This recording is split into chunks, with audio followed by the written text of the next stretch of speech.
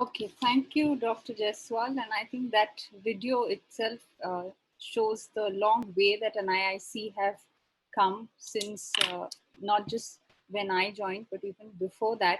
So congratulations to all of you. And what an illustrious and really dynamic uh, forum, even earlier this year at the conclave and in the next 2 or 3 days. So congratulations on that. Thank you so much for asking me to propose a panel and chair this session. But without further ado, because we've lost on some time, let me just introduce the topic first, then followed by the speakers, and I'll give my comments pretty much at the end. But foreign policy interface between South and Southeast Asia, I think this is a very interesting topic given the situation that we are in today. We have two people, especially speaking on states that are going through turmoil since the last 2 to 3 years, with Afghanistan adding to that list. And I think we have a lot to talk on that. But more importantly, I would like, in fact, even the panelists to just keep in mind one or two focus areas. The first is the fact that the security angle, and I know Dr. Pooja Bhatt will be speaking about security and Philippines. And we also have uh, a speaker who's going to talk about the Rohingya exodus, which also covers non-traditional security. So I believe we have two speakers speaking on both sets of security uh, situations, whether it is traditional or it's non-traditional, which I really appreciate. And second thing is the inevitable question of what has China done to impact that security in South and Southeast Asia. Just this is one part of the first one for the two questions that we need to focus on. And the second thing that I want to focus on, and I hope the panelists will cover that, and something that I have been pondering over since the morning, because we have had sessions over sessions where people are talking about South Asia, Afghanistan, and also SAARC, ASEAN, BIMSTEC, and all the multilateral forums. My question still remains is that there are so many attempts to resuscitate the SAARC forum, but in the morning, somebody interestingly said that SARC is in the ICU. My question then, and I think all of us need to ponder upon, is that especially with Afghanistan crisis, and we know that ASEAN has been doing well, and there are so many other regional as well as sub-regional forums that are interacting at various levels, not just to bring about integration, but actually talking about economic cooperation, about security collaborations. In fact, if we move a little further towards the east, we have the Indo-Pacific complex where there is the Quad security dialogue. In fact, the Malabar exercise just began. So how do we then look at SAARC versus any other multilateral forum? So with these two broad areas, I would in fact leave the pass on the mic to our first speaker, Dr. Pooja Bhatt Mahanti, who will be speaking on Philippines' approach to security. Each speaker will actually have 10 minutes and plus 2 minutes if need be.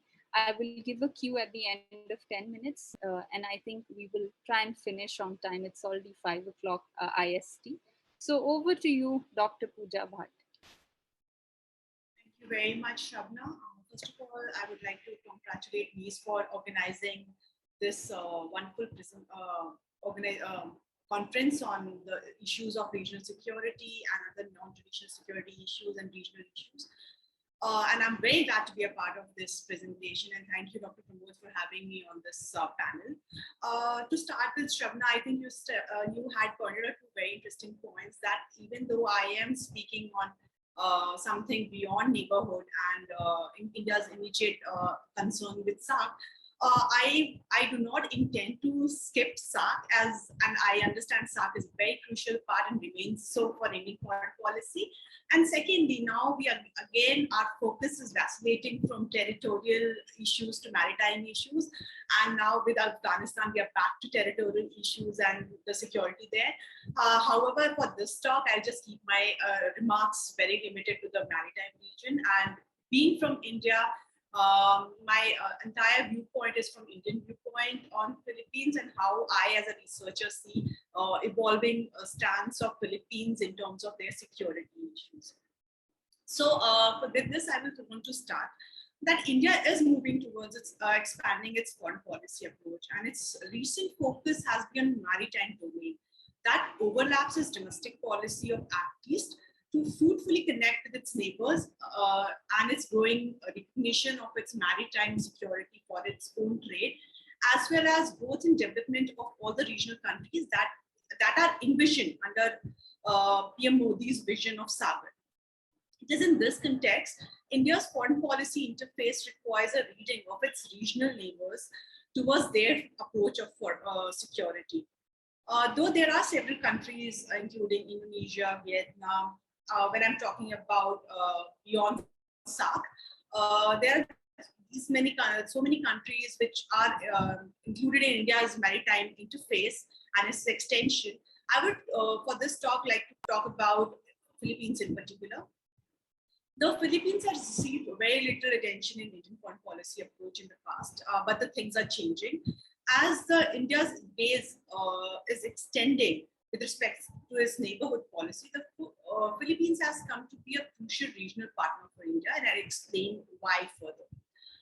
We need to examine the Philippines' approach towards security first in that order, that how Philippines sees its security and why it has taken certain positions both domestically and regionally and globally for whatever security concern it has. Just like every other country, Manila's vision and its approach towards security is shaped by its historical experiences, its threat perceptions, domestic structural issues which are dealing with it, and also the leadership factor. So I will take one by all these issues one by one. First is Manila's historic experience that has shaped its own vision towards security and also its approach towards it. That Manila has had a long historical relationship with the US since the very starting, and it has signed several treaties of cooperation with the US. Additionally, on the everyday life of a Filipino, American lifestyle has a huge impact. As you meet them and talk to them, get to understand that this is because of the long American association with the Philippines. And also on the security side, Philippines has been the only non-NATO ally of the US in the Asian region. In fact, in 2021, US and Philippines have celebrated their 75 years of diplomatic relationship and 70 years of mutual defense treaty. So it gives a very good picture of how Manila's democratic idea has been shaped with its association with US. On the other hand, Philippines has had a vacillating relationship with respect to China, if we count China as a factor in the relationship. Since 1990s, Philippines has shown a strong displeasure against Chinese maritime, grabs in South China Sea, which continues till now. Philippines has used all bilateral, multilateral routes such as ASEAN, UN to register its complaint against China. It also went on to formally lodge a complaint against China in 2013 and won the case in 2016 in the landmark judgment on the South China Sea, where the judgment has struck down China's claim on historic claims as well as upheld Philippines' EEZ. So this was one part of how its approach towards security has shaped. Now the leadership factor has come since July 2016, which was also the time the change of when the new senator, the Senator Rodrigo Duterte became the president of the country. He is known for his strong views and actions, basically on terrorism that has plagued domestic security of the country for several decades. President Duterte has a noticeable personality and very colorful choice of words when he talks in public on various issues such as terrorism, international relations, drug trafficking. And the way he has dealt with terrorism and drug trafficking has been actually spawned by human rights groups, activists, and media for his approach. On the other hand, if you see President Duterte's foreign policy approach, it has been rather interesting and I would say ambiguous, because on one hand, he went to ridicule American leadership since his initial days of presidency in 2016. He threatened to close down American bases, which were existing since 1970s. He also threatened to withdraw from mutual defense treaty, visiting forces treaty that he had with the US. On the other hand, despite winning the case against China, he increased his bond with Xi Jinping. Fast forward to 2021, Philippines' relationship under Duterte with both US and China can be best called hedging, because he's been trying to push back China on the maritime front, but keeping it engaged on the economic front. With China in the background, President Duterte has renewed his visiting forces agreement as recently as in July 2021 to allow US forces and ships to visit and use its ports. Philippines has also US backed under 1951 Mutual Defense Agreement, where US pledges support to Philippines in case of any adversary attacks. So on the economic front, US has Manila's remains Manila's top export partner. So in other words, Manila's focus towards security has expanded from purely domestic about its terrorism and drug trafficking to increase and recognize the importance of territorial and maritime sovereignty, and it's the importance of economic overhaul, which it requires to have regional and global partners as well as secure waters to grow. Therefore, the country's approach towards partnership needs to be seen from that prism. On the other hand, Philippines is also trying to strengthen its policing system by importing small arms from countries like China itself, US and Russia, and similarly for strengthening its armed forces and strengthening its maritime rights and claims, it is signing defense deals with countries such as US, India, Russia, and so many other countries, conducting joint exercises with them. So, but what on the other hand, something interesting that has happened is how Philippines had downplayed the role of multilateralism, where it is no more using ASEAN as a very powerful tool at the regional level to counter China. And similarly, despite winning the UNCLOS case at the PCA verdict, it has not used that card to its favor. Now, quickly, I will just cover India's, how Philippine security policy interfaces with India. India itself sees as a Indian Ocean as a primary area of responsibility, and therefore it upholds the rule of law, freedom of navigation, unimpeded trade, peaceful resolution of disputes. Philippines lies in the conjunction of Indian Ocean, Pacific Ocean, and therefore India's relationship with Philippines has to be seen in from that angle as well. Traditionally, most focus was on diaspora, trade and commerce, science and technology. However, in the past few years, both the countries realized that their vision lies in the maritime sphere, and therefore defense and security has to become another angle, another pillar in the partnership. So as a part of military diplomacy, India has increased its joint military exercises with the Philippines in both multilateral and bilateral format. But the idea remains to be capacity building, capability building, increase interoperability, interchangeability within the Navy, among both the navies and other navies of the like-minded nation. In addition, both countries are having military visits for training, exchanges. They have sale agreements of some certain defense platforms such as BrahMos missiles and others going on, which is yet to be fructified. So the problem remains the production cost of these, the cost of what India is projecting of these defense deals to Philippines, and that remains one of the hindrances why the deal could not be fructified. Now, quickly, I'll just finish it up by mentioning the third and the last part of it, mentioning about future predictions being from India, or talking about India Philippines, that it is based upon two major factors. One is upcoming leadership in the Manila, which is required to change in 2022. We'll have a new president, most probably Duterte or some of his known person who will be changing the leadership with him, as well as Manila's approach towards its global and regional partners to address the issues of what it sees as its immediate issue of security. So Manila is seeking partners for cooperation and not confrontation, is what we can judge from Manila's actions till now. However, Manila's security vision is more immediate rather than India's expanded security vision. So there is some kind of mismatch where both the countries need to work.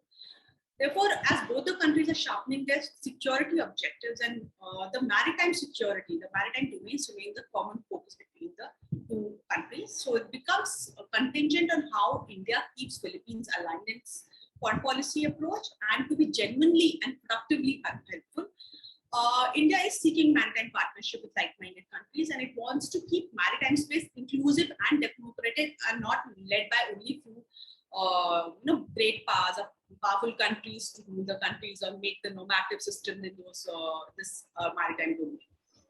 So in the end, I would end by saying that there is a serious need for India and Philippines to align their mutual strategic objectives at the regional geopolitics level, because it is just shaping up. They need to assess their strengths and weaknesses, align what their opportunities are there for both of them to cooperate, and most importantly, to act timely upon them. With this, I will rest my case and I will take any questions. Thank you. Thank you, Dr. Pooja Bhatt. Before I give my comments, let me tell everybody that Dr. Pooja Bhatt recently got her degree, a PhD degree, as well as is the author of a book called 9-Line, which is on the South China Sea dispute. And she has been in the same department as me in Jawaharlal Nehru University. So it's been a great pleasure, Pooja, listening to you. I do have two questions. I can put them now, but you can answer them later. The first is that you mentioned about President Duterte as well as, or probably his verbose attitude towards or comments towards foreign policy, particularly, especially during the Trump administration. And we also know that even President Trump was very, very verbose about his views. There were interesting comments flying at each other at one point of time. But with that change of presidentship and stewardship in the USA today, how do you see some part of the question you have already answered, but do you think that with the Biden administration things are going to be very different, or is it in the sense that is there going to be a change in foreign policy of how Philippines deals with the USA, despite the overall pressures of the international structures, of course. And the second thing is, you mentioned at the same time that Philippines has mostly leaned towards downplaying the role of multilateralism. At the same time, they are also seeking more and more partnerships, especially in the maritime field. So I see that there is some sort of a contrasting situation here. If you could clarify it when you are given the time. Let me move on to the next speaker. Soumya Awasthi is with the Vivekananda International Foundation. Again, a dear friend of mine, but she's here in her own capacity, of course, and chosen to speak on something very pertinent. She had informed me earlier that she will not be focusing much on the impact of US withdrawal on Pakistan, but on China rather. So over to you, Soumya. You have 10 minutes again and 2 minutes extra probably if you need it. Thank you, Shrabana, for that introduction, and thank you, Nice, for having me on the panel. Today, I will be discussing about the fall of Afghanistan and its impact on the militancy landscape in South Asia. And of course, it will have reference on China as well. as we all know, Taliban and Afghanistan has become a hot cake for now, and everybody wants to know what is happening on the ground.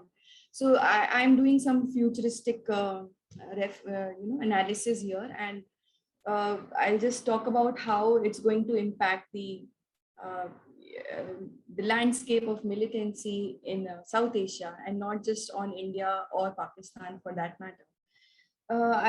So we all know that Taliban won the war in Afghanistan, and America and its allies have lost it. While the Taliban holds press conference and thousands of desperate Afghans are trying to, flank away and are running towards the airport, desperately trying to get a flight and get out of the country. Several have also been victim of death. As we know, last night, there was a suicide bombing which took place in Afghanistan at the Afghanistan airport, Kabul airport. So we see that there is a lot of chaos which is happening, and amidst all this, we also see that another terror group is coming into the picture, and there is some kind of a clash between the two terror groups, having its ripple effect on the landscape of militancy in South Asia. So for countries in South Asia, particularly India, the withdrawal of US forces, collapse of the Afghan military, and ascendance of the Taliban pose massive counter-terrorism threat.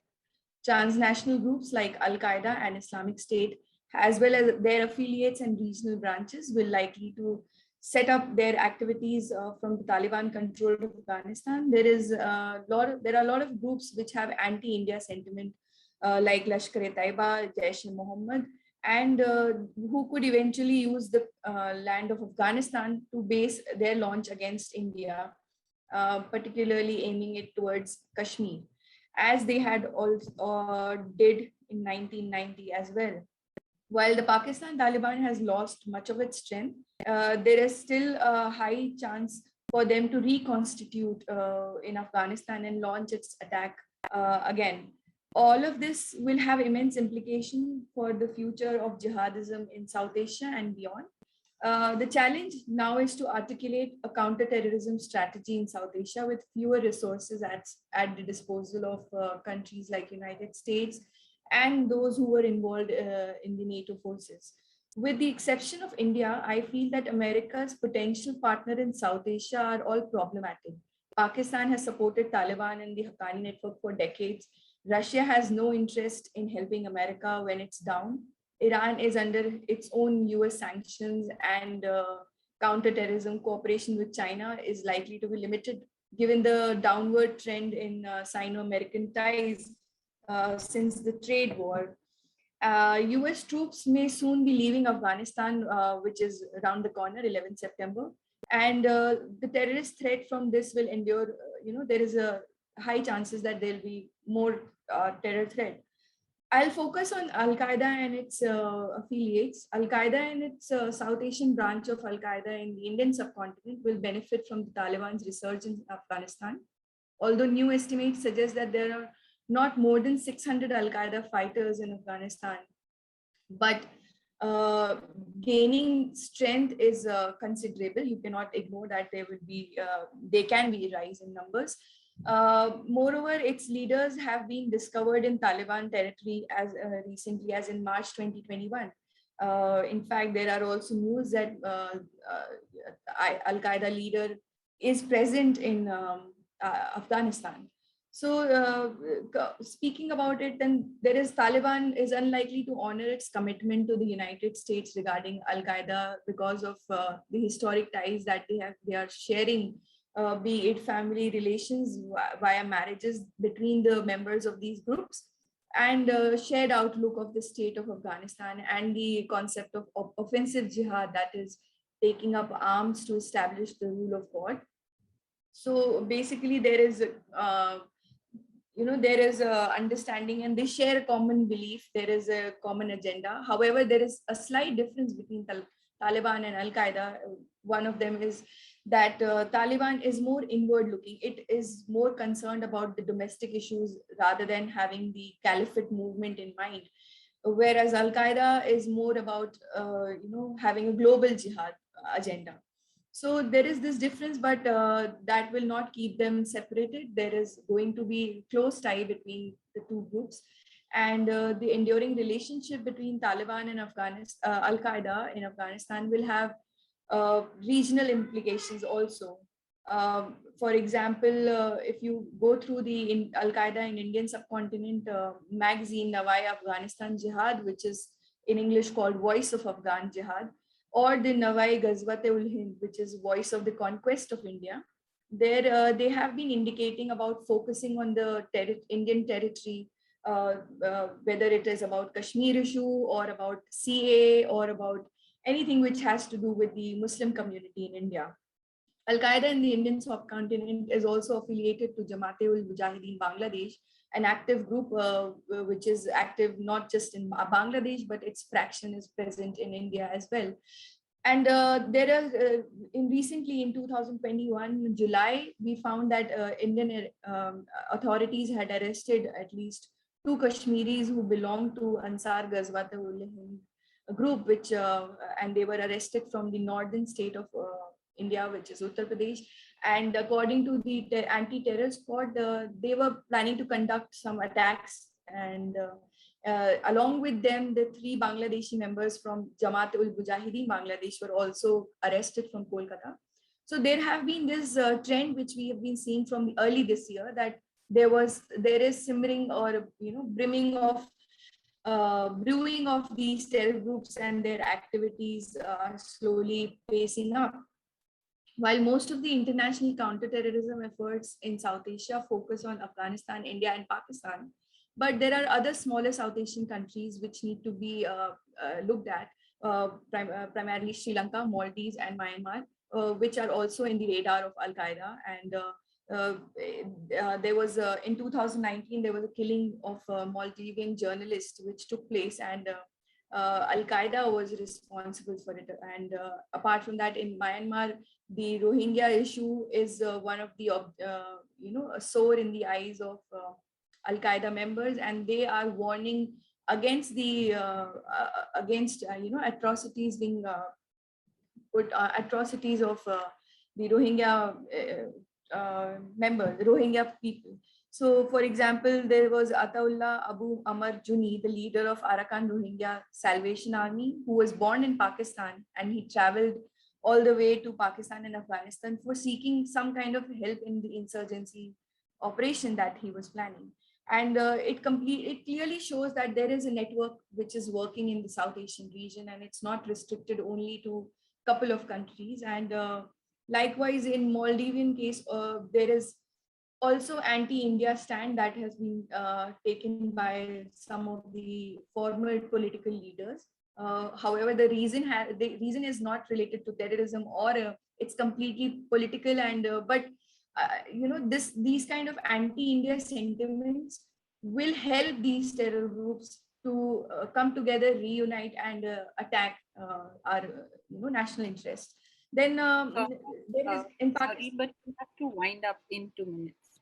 Okay, so I'll just quickly come to the future of jihadism in post-America Afghanistan. And I find that Taliban will have a lot of role to play. There is a perceived victory that Taliban has showed over United States, which will likely inspire jihadist groups from all over in world, be it in Syria or Palestine.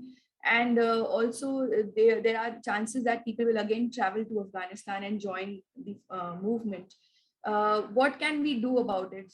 So maybe to start with, we can increase our counter-terrorism cooperation with the regional states, and India could probably take lead on that. And apart from India's regional role, there can also be United States coming back to counter-terrorism strategy and cooperating with Pakistan, because they understand Haqqani network and Taliban quite clearly. So, US may find it necessary to interact with Pakistan on specific regional counter-terrorism efforts. Even China can be pulled in, and they can be made part of this regional strategy, apart from the members from Central Asian countries. So the end of United States military involvement in Afghanistan does not mean that there is an end to terrorist threats emanating from Afghanistan. The country will continue to host numerous terrorist groups and threaten the interest of numerous states in the region and beyond. to put together a counter-terrorism strategy for Afghanistan with fewer tools in hand should be the priority, and crafting new approaches will require a deep understanding of the various groups operating in Afghanistan and throughout South Asia. So for now, I think it is too early also to, at the same time when I'm presenting this, I'm saying that it's too early to make a judgment, and we still need to see how it is rolling out in coming days. Thank you so much for giving me this opportunity. Thank you, Soumya. I think a very in-depth presentation, in fact. I do have a question. I'm not sure if we will have too much time, but you can note that down. Just a very, very generic question. The whole idea of Talib, starting from a student movement rather. So where do you actually see students coming in the region, in fact, not just in Afghanistan?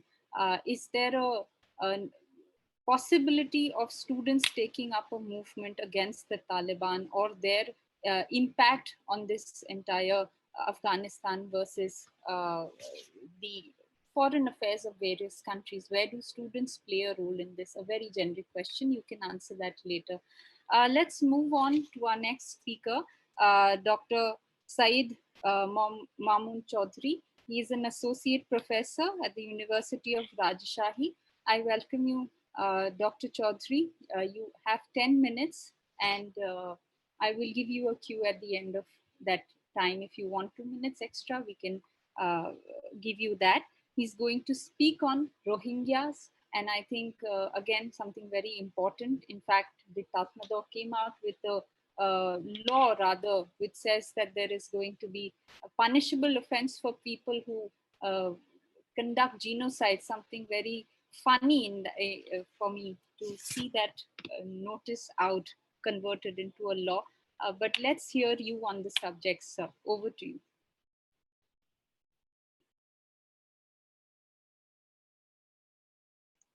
So you will have to unmute yourself.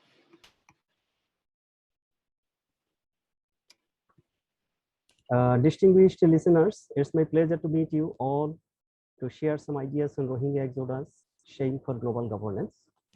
You know, when Rohingya refugee crisis is one of the most important issues, which is not properly addressed, I think, by the global powers. Hence, paved the way of lasting security breaches, not only for Bangladesh, but for the entire South and Southeast Asia region. I solemnly give thanks firstly to NIICE to Nepal to invite me to share something about this during the very crisis of COVID-19 pandemic. You all know it is estimated that presently up to 2020, the number of refugees around the world are more than 25 million. Among them, Rohingyas are the fourth largest displaced minorities in the demographic table, who are staying at different camps in Cox's Bazar and also in Hashanchar in Bangladesh. You know, Cox's Bazar is the lifeline of tourism and the blue economy for Bangladesh. Now has burdened with approximately more than 1.1 million Rohingya people. However, this demographic level from the UNHCR report, but if you calculate it from the other sources, it is more than 1.1 million. So I am getting some ideas how the Rohingya crisis is paving the way for Bangladesh. It is a grave problem for the economy and internal security of Bangladesh because recently we have got some information from the media that the Rohingya people staying here has a strong connection with the outer border, and they are collecting drugs to Bangladesh. So it is very much a problem for us also. And secondly, you see the situation of Bangladesh, you see it is actually a buffer between South Asia and Southeast Asia. So all of the people concerned with the security of the world geopolitical environment now focused their eyes on just on Afghanistan, but they are losing attention to these. I think the Rohingya crisis may be maybe the way of some kind of crisis that may compel Myanmar to turn into another Afghanistan here. So first of all, I would like to share my PowerPoint presentation to shortly discuss on this topic.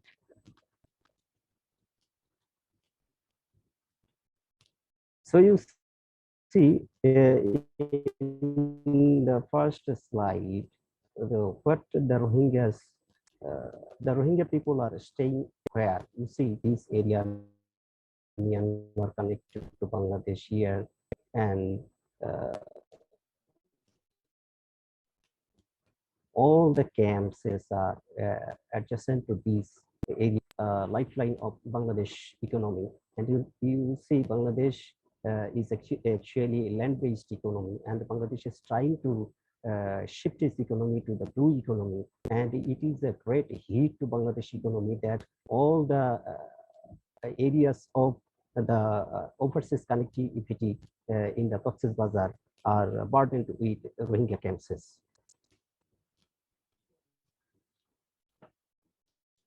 So first of all, I would like to address who are Rohingyas. You see, Rohingyas are forcibly displaced citizens, ethnic minority of Myanmar, who fled in thousands to avoid the prosecution of the Myanmar army and their collaborators. For the internal cause of Myanmar, Rohingyas are forcibly pushed out of order from Rakhine in 1978, 1991 to 1992, 2012 to 2015, 2016, and then in 2017 to the present time. The largest influx of them, nearly more than 1 million, came to Bangladesh in 2007. Now, approximately more than 1.1 million of them are staying in Bangladesh. It is presumed that Rakhine is the rich of natural resource, and the Myanmar government invited FDI in this state, and therefore they need to evacuate the state.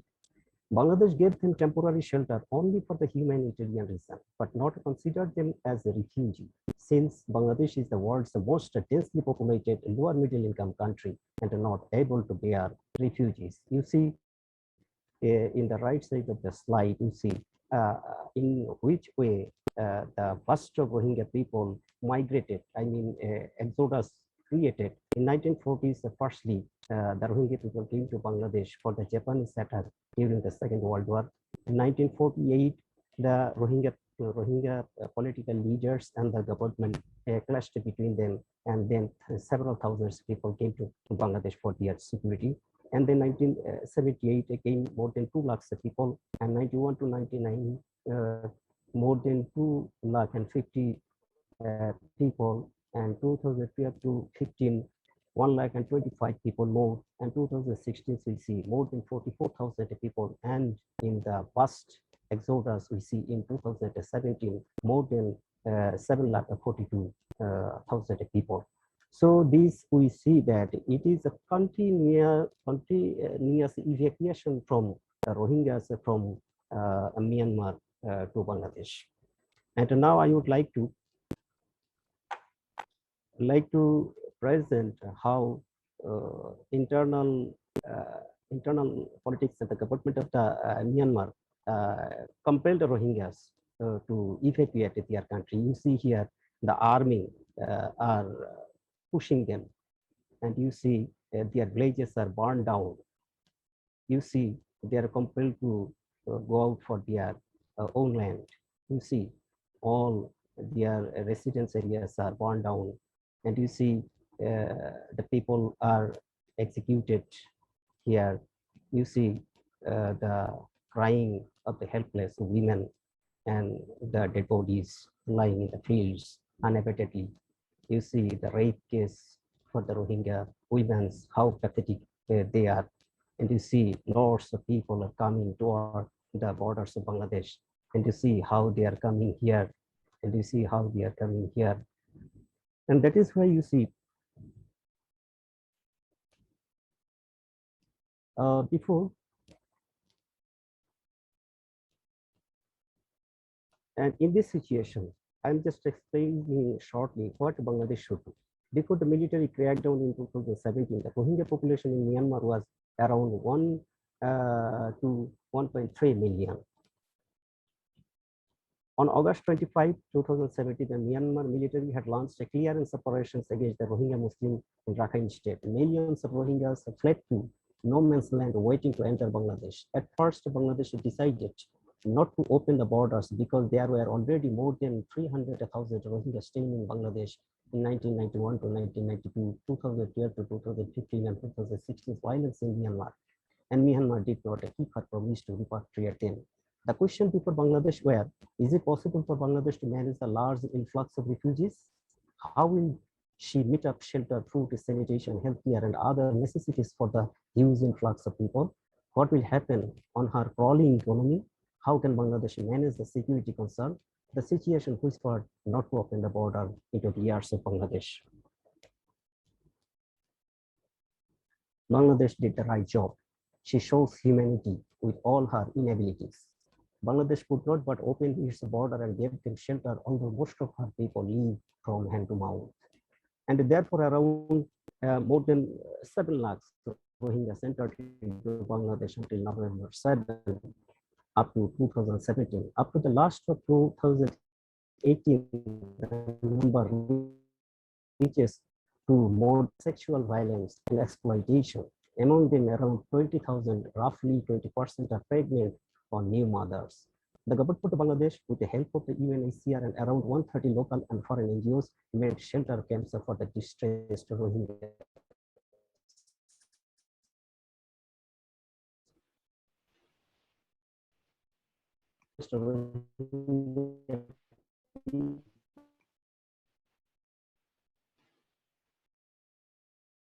NGOs.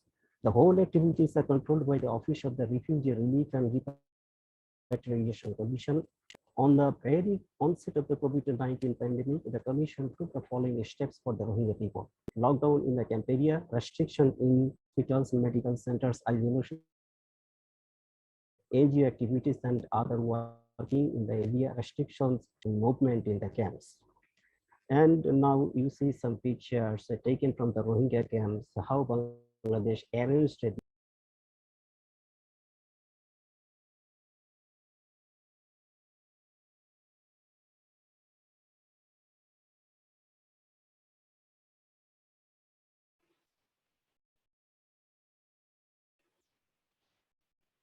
Is Dr. Chowdhury still here?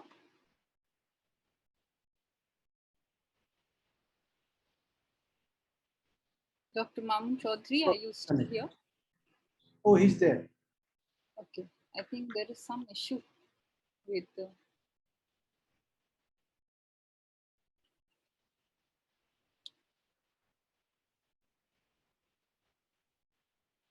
Dr. Chowdhury, we cannot hear you. Dr. Chowdhury, please unmute yourself.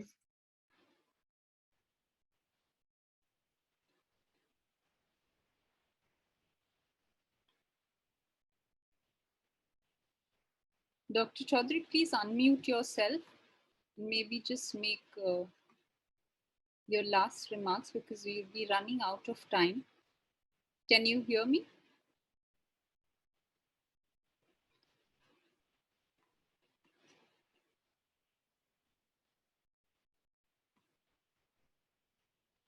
I think he got internet issues. Maybe it's frozen. So we can move to next. Okay.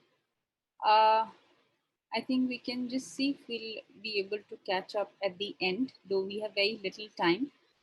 Moving on to last but not the least, Khin from Myanmar. He was the former consultant, former advisor of MISIS, a think tank in Myanmar, and he will be speaking on people-to-people relations. Absolute delight to know about the topic, sir. I'm sorry. I have disconnected now. Dr. Chowdhury, we have actually moved on. We can give you 2 minutes at the end to complete your presentation. Will that be okay? Okay. I'm really sorry for that, but we'll come back to you when we have time. We are moving on to Mr. Khin at the moment, who will be speaking about people-to-people relations. and we'll be hearing a perspective from Myanmar. Over to you, sir. Good evening. I am very delighted to be with you all online. Thank you, Honorable Chair, Ms. Shrabana Barua, and dear speaker, who have just made their inspiring remark in this section, fight on the sub-theme of foreign policy interface in South and Southeast Asia. I would also like to express my sincere appreciation to NICE, the host of this 3-day-long international study convention. The main thing of this convention, which is reimaging the war, reflection on the future of war order, is very timely and relevant amid COVID-19 pandemic and the global power transition. The unprecedented instability and uncertainty facing almost every country is really an inconvenient truth. In fact, reform and renewal of the new war order is long overdue in this rapidly changing world in this 21st century as an Asian century. Let me start my presentation. People-to-people relation, one small step for everyone, one giant leap for regional peace, prosperity, and progress, by citing words of wisdom of a real gentleman who play an important role in solving the Cuban Missile Crisis, also known as the October Crisis of 1962. U Thant, the Secretary General of the United Nations, said, and I quote, "The war will not change and find peace if there is not a new education. Change is constant and unavoidable. It is really challenging to put things in perspective in this rapidly changing war. A human war of more than 7.8 billion people is full of controversy, conspiracy, and conflict. Politics is very complex and full of paradoxical tangle of event, circumstances, and development, both at home and abroad. It is safe to say that our human planet is struggling to cope with various challenges politically, economically, socially, and environmentally. Myanmar geopolitical pivots, Asia unprecedented rise, especially India, rise of China and India, and the rapid growth of ASEAN have a great potential to help determine the destiny of the fastest growing region of the world. China has more than 1,445 million people, which is equivalent to 18.47% of the total world population. And India has more than 1,395 million people, which is equivalent to 17.7% of the total world population. The combined population of China and India is more than 2,840 million, which account for 36.17% of the total world population of more than 7.8 billion. According to International Monetary Fund, International Financial Statistics Database, the estimate of 2021 China GDP in purchasing power parity is listed as the world biggest GDP with United States dollar 26.66 trillion.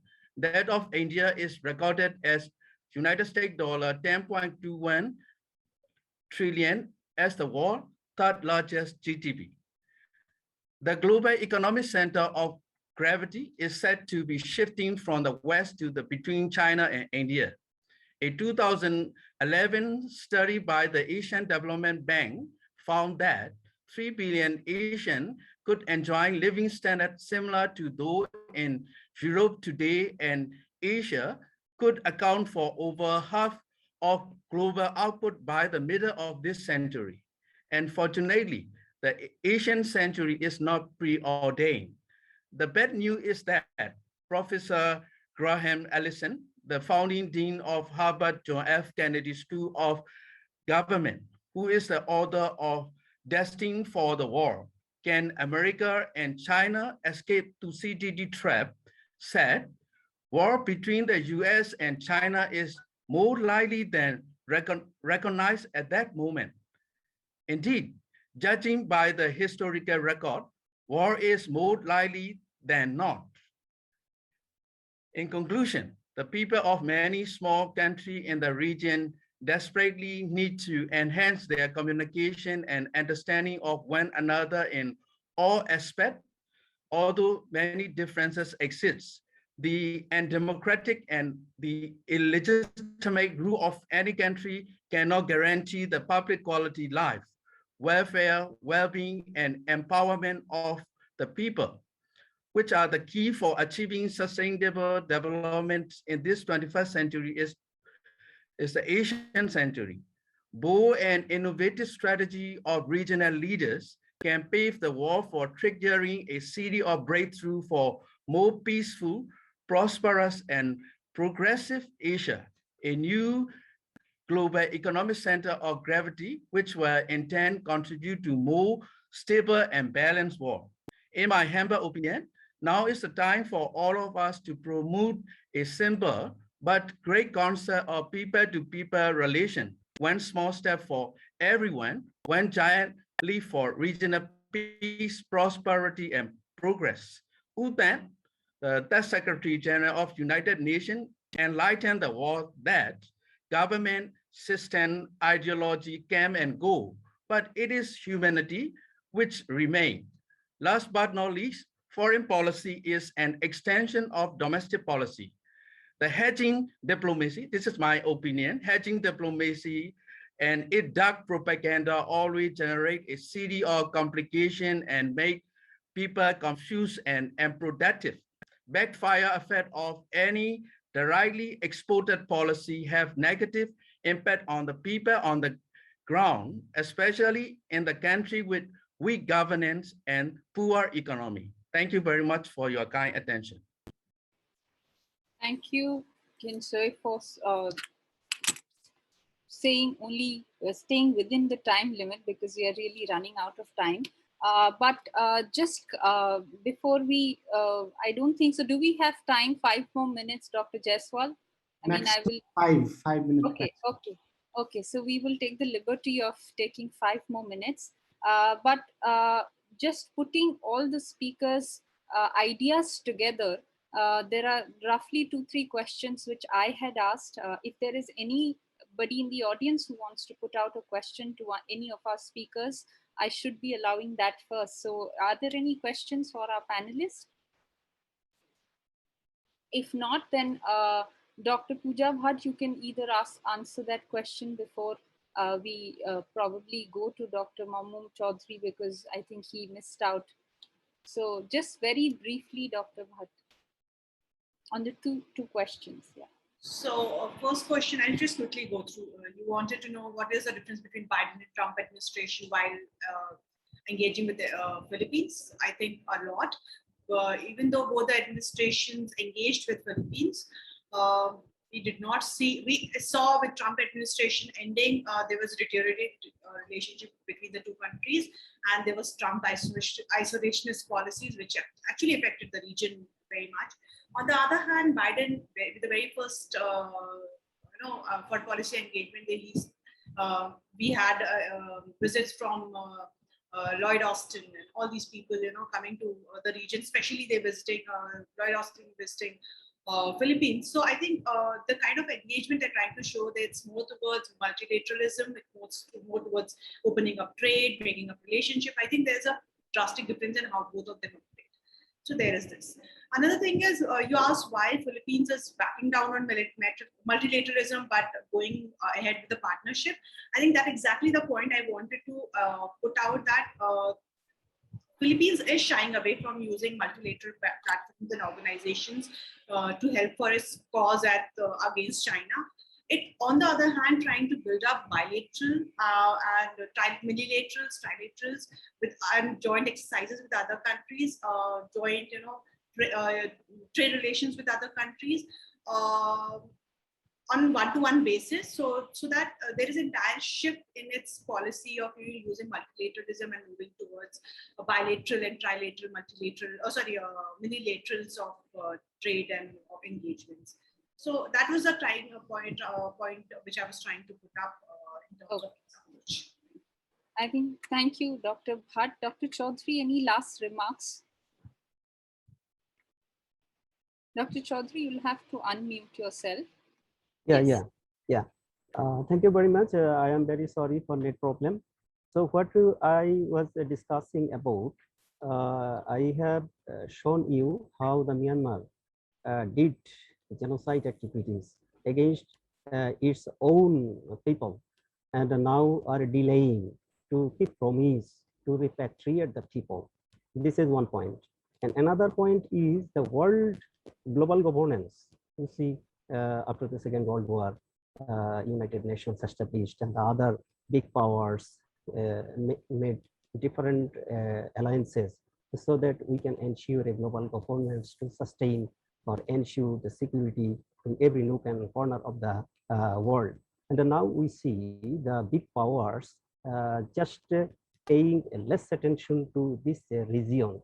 They are just paying attention to Central Asia, Afghanistan and related, and they are paying attention to the economy and other issues, but they are paying less attention that a crisis, a grave crisis is here producing in the buffer area between the South and Southeast Asia, that is called in Bangladesh.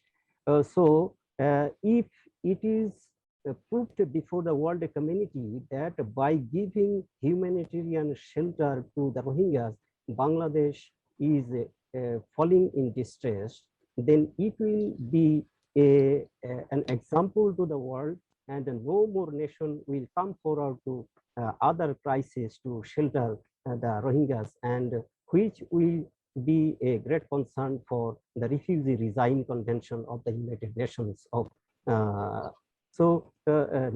Then we will never be able to manage the refugees all over the world.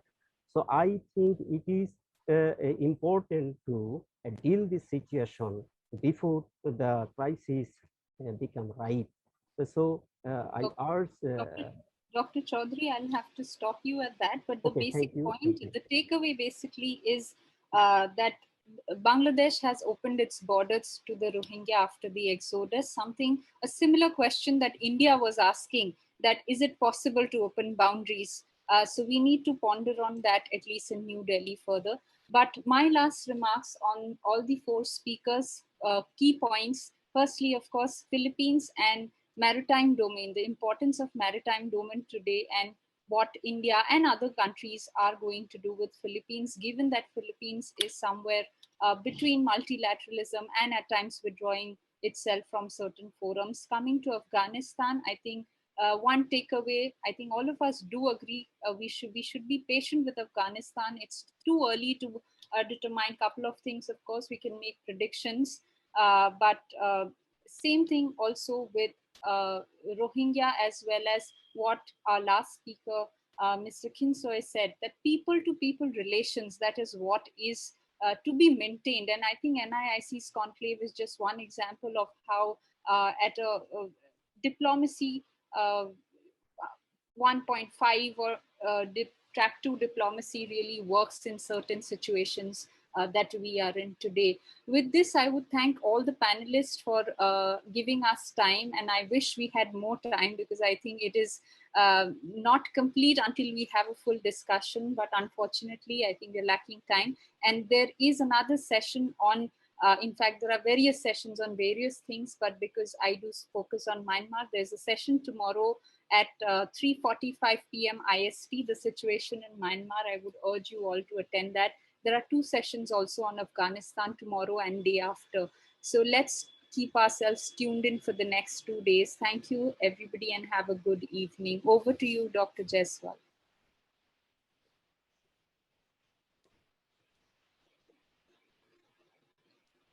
Session, we would like to express a sincere gratitude and thanks to the chair for agreeing to chair and moderate the session today. Our sincere thanks also goes to all the speakers for being a part of the event and delivering such comprehensive and convincing presentations. We would like to acknowledge our gratitude to our friends from the diplomatic community, experts, academia, media, and different organizations.